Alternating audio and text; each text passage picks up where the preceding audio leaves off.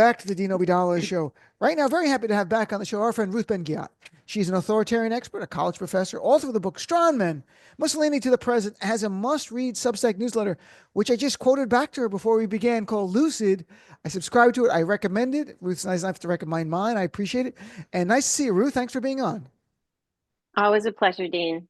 Let's take a step back. We've been talking Donald Trump and his authoritarian instincts in his first term, but this is different, isn't it? I mean, quantitatively, qualitatively, however tatively you want to talk about it, this seems vastly different than his first term. We had a lot of concerns.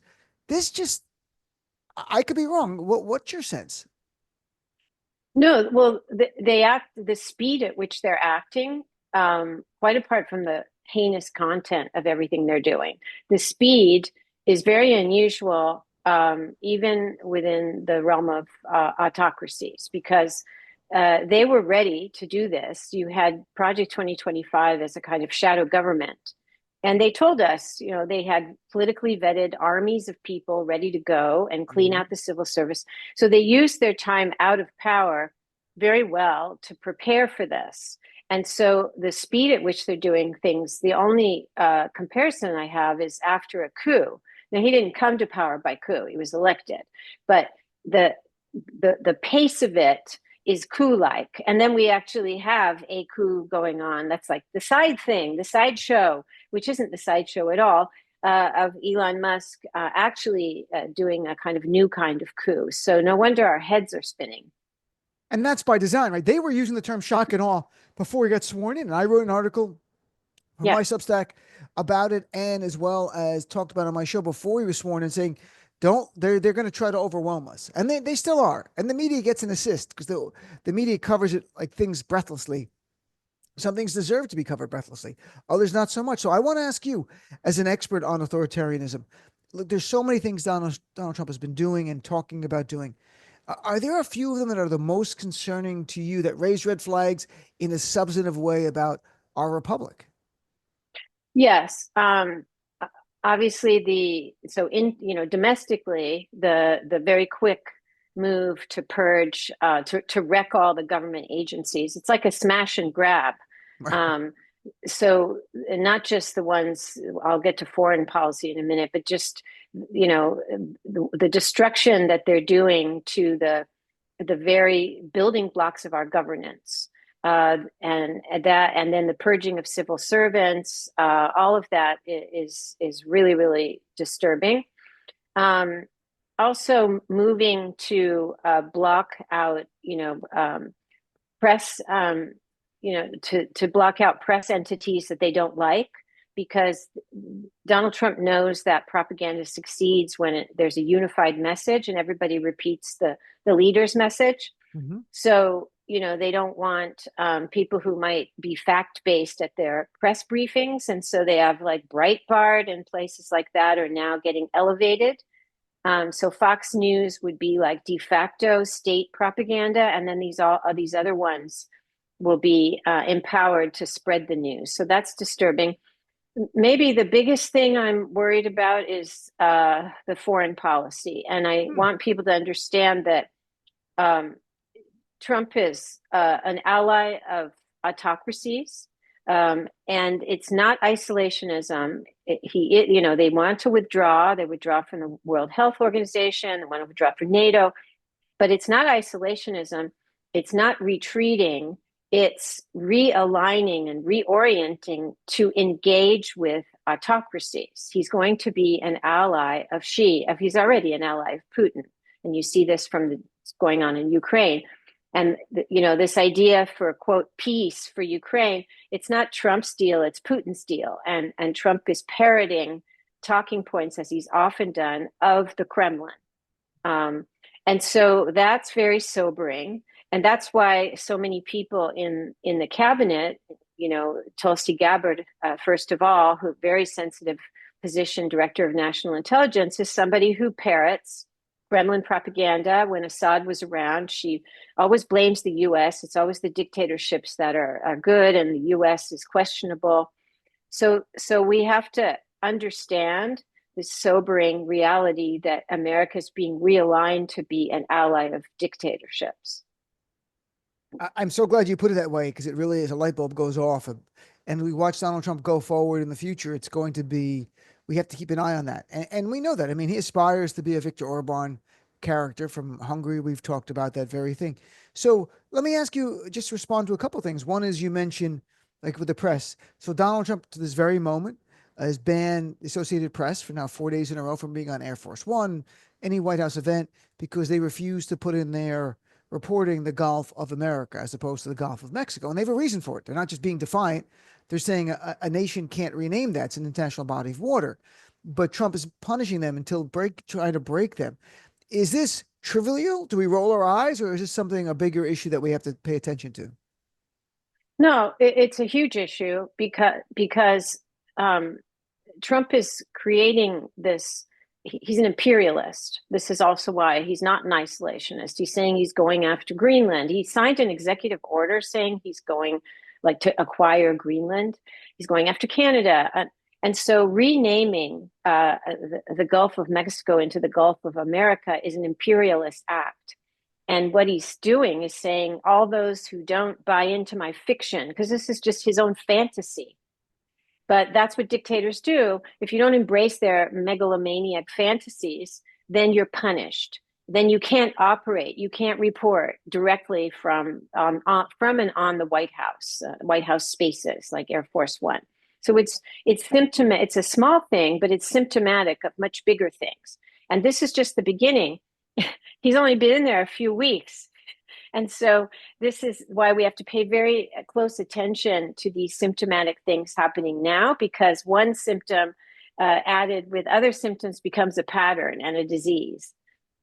And I'm talking with Ruth Ben-Ghiat. So, Ruth, with the AP, it would seem to me, as an outsider who's watching it, that he's trying to make an example of AP so that in the future, the media all has to bend a knee and submit to whatever he Mm-hmm. wants. And if they write any articles substantively that he doesn't like, they have to expect they're going to be blocked out of access in the press room. And for many of the outlets and specific reporters, that matters. So, my concern is the self-censorship that people go, okay, I'm just not going to do that fight. We'll just whatever he wants. We'll just put that in there. That's no big deal. And we can go fact check with Daniel Dale. We'll fact check or something like that. Is that a concern that we have to be aware that he is now priming them and preparing them to submit to him exactly as he wants for the next 4 years or as ever long he's there? Yes, it's a big concern. I think your analysis is right. And he's been spoiled because, Jeff Bezos and, the billionaires who own some of the Washington Post, the LA Times, obeyed in advance and they've made things easy for him. And, Zuckerberg says, we're not going to fact check anymore. So all of his lies can circulate.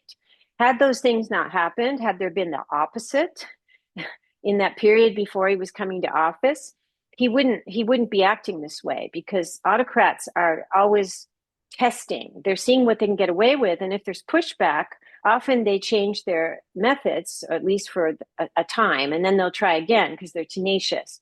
But Right. he was spoiled by these cowards, and these conformists, and so now he is making an example of AP, and it will be a problem for these outlets, and he knows it. He knows it.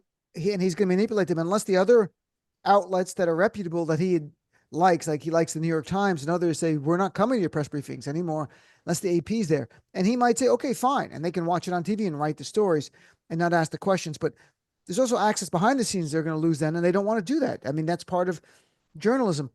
You mentioned the coup and Elon Musk. Is this in your face corruption by Elon Musk, where he's standing in the Oval Office? He's the biggest donor to Donald Trump, yet he's getting contracts, billions and billions of dollars in contracts, and he's cutting other funding. And in turn, he'll never cut a contract for himself. We know that. It's very brazen corruption. What does that mean to you? How significant is that to you? This is huge. I study coups. I'm actually teaching a seminar at NYU right now on coups, Oh, and and a third of my book is on coups. And this is a new kind of coup. This is a kind of private individual who's been authorized by the government, but he's coming in. And the reason I say it's a coup is that he's locked out elected officials from government buildings.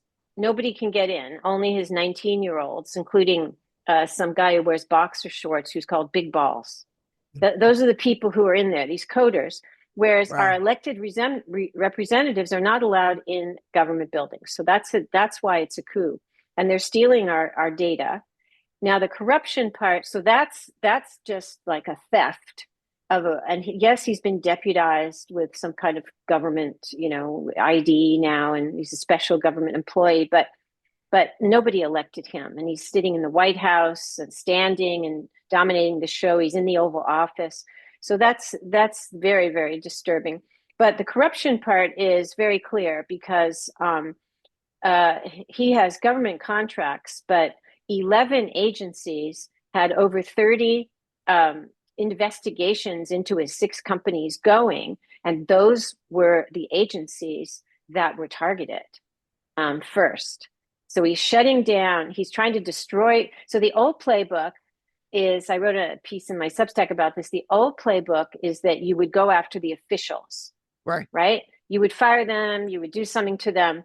The new playbook is that you trash the entire agency.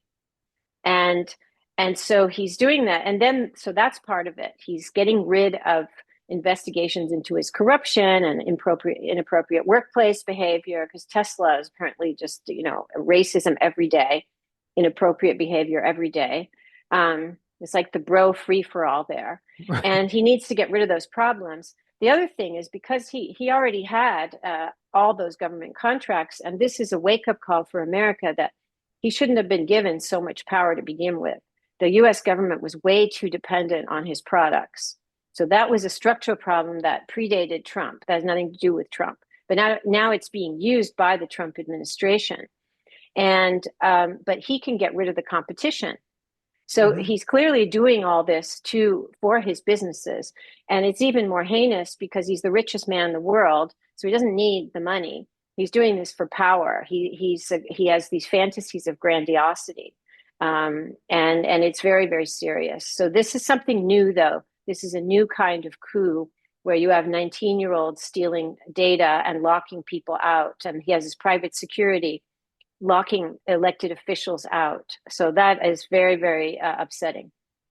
And it's interesting that you call that a coup. So, when we look at the big cuts they want in the budget and laying off 200,000 workforce employees, a lot of us look at it, and a lot of the corporate media people and us who are not in the corporate media say, well, they're doing this for a tax cut, to justify a tax cut for the wealthy. But is there something else going on that we're maybe missing that's more sinister? And you touched on perhaps ending the investigations into Elon Musk. That's part of it. But is there an effort by Trump and Musk to end the government as we know it for some reason that I'm not getting? It's hard to know exactly, but we do know that well, Project 2025, two of the pillars are privatization, deregulation. So it was always going to be a free for all the wealthy, big pharma, big everything, and they wouldn't have regulations hindering their plunder of the workforce, of the environment, the food supply. So that we already knew. But Musk seems to want to destroy government altogether, and have this government that he controls, right? And get rid of all, because these people, these billionaires, they truly believe that they are superior to others and that they should not be taxed. They should not be regulated. They are like a superior race of beings. And that's why they're interested in living forever and having as many babies as possible with as many women so they can spread their superior genes. All of this like racial engineering stuff. Peter Thiel, these certainly Musk, they believe in this. And so what they have planned in their fantasies and sadly, the United States is the laboratory for this. That's what's happened.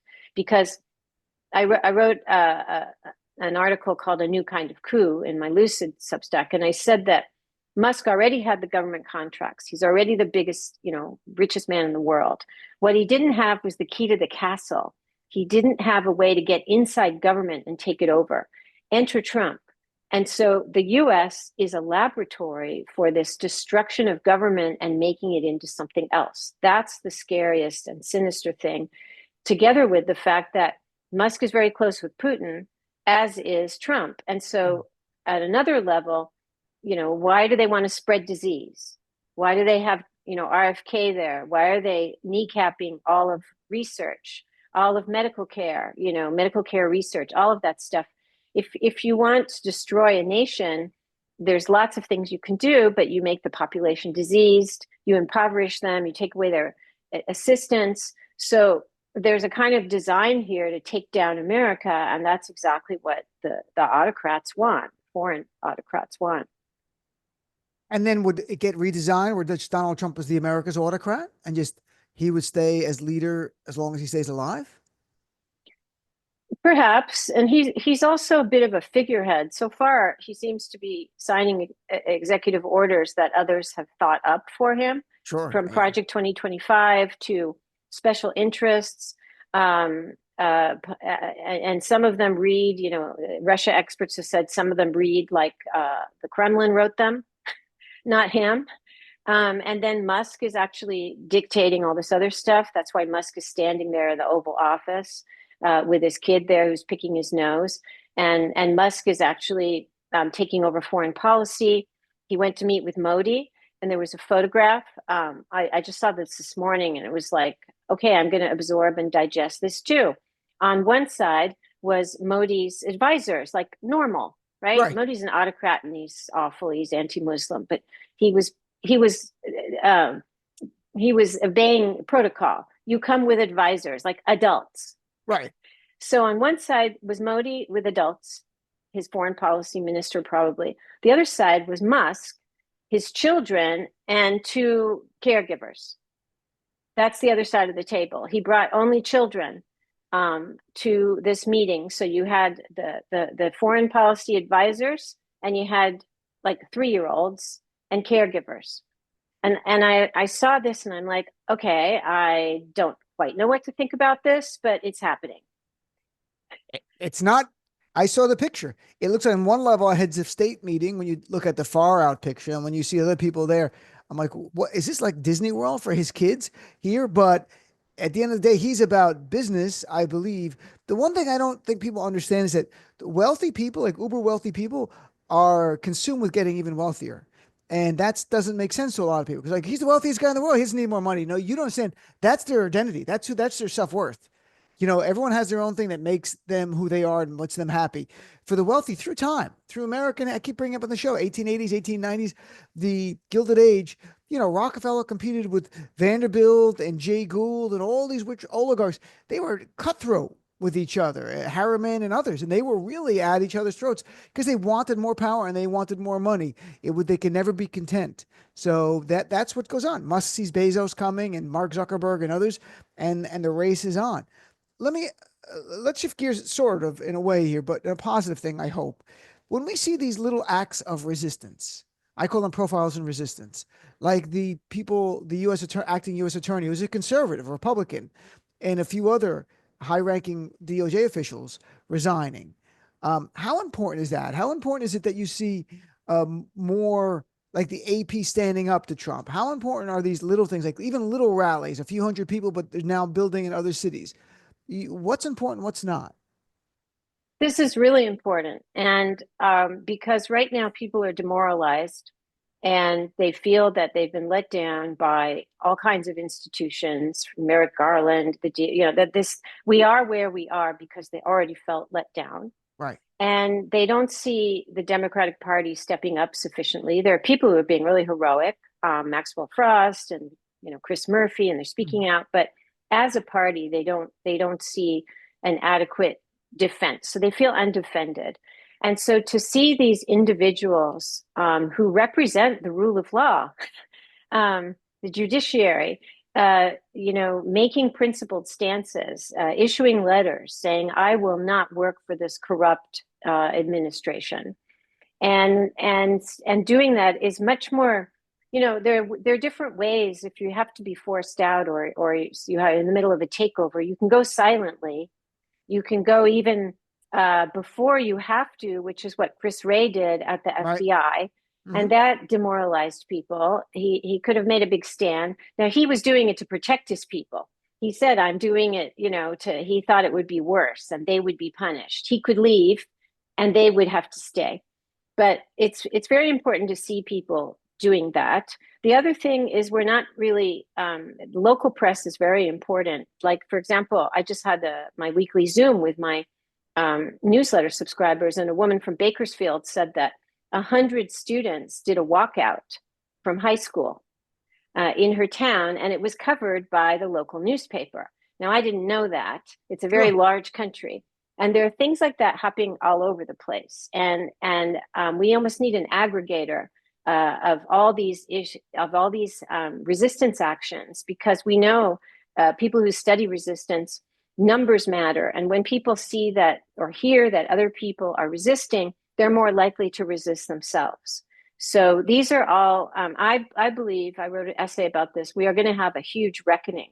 I don't know when, but when all the corruption and chaos and misery starts to go down, there's going to be a reckoning in America of what, because all of the issues of inequality, of the rich getting richer, as you just said, of the real sinister motivations of people who said they were for the people, there, Mhm. it's all going to be revealed, and it will be unmistakable. And from this will come a lot more resistance, I believe.